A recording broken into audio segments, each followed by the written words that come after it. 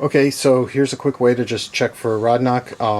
This is the underside of the motor. I've got this, you know, up on my bench, but you could do this inside the vehicle. You just have to drop the oil pan.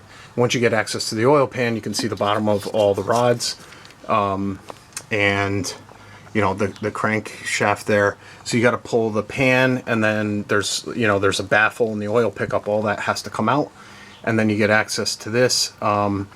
And what I'm going to show you is rod knock. So if you can see that, I'm able to wiggle this rod back and forth, and that is not a good thing.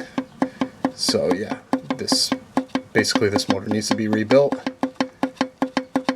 That should not be happening. So if I wanted to check like another one, here's another one. This one's tight, no movement whatsoever. And then you can just rotate the motor, you know, to check each one. But once you got one that's bad, you're basically, you know, you have to rebuild. So there's not a whole lot of